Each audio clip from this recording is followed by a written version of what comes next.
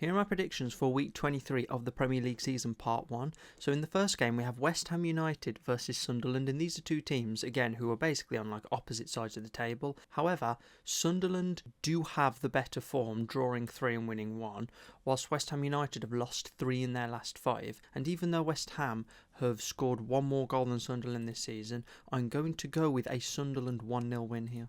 And in the second game we have Burnley versus Tottenham Hotspur, and even though they're kind of in similar form, Tottenham have actually got a win in their last 5 games, and alongside this they have scored 8 more goals than Burnley this season. And even though Tottenham aren't in the best of form this season themselves, I do still think that they will just edge this game in a 2-1 win.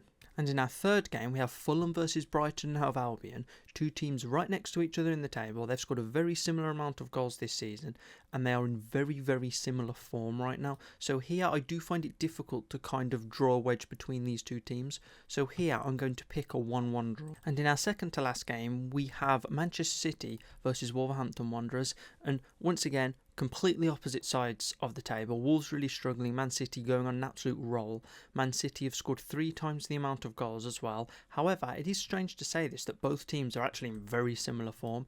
However, I do think that Man City being at home will also give them a huge advantage. So here, I'm going to pick Man City to win a comfortable game 2-0 in the end. And in our final game for this episode, we have Bournemouth versus Liverpool. And even though Liverpool are a lot higher in the table than Bournemouth, and Bournemouth have scored more goals, however, Bournemouth being at home alongside Liverpool kind of struggling to score that many goals in their last 5 games, and Bournemouth actually scoring quite a few in their last 5 games, I do think that this will be a very close 1-1 draw in the end.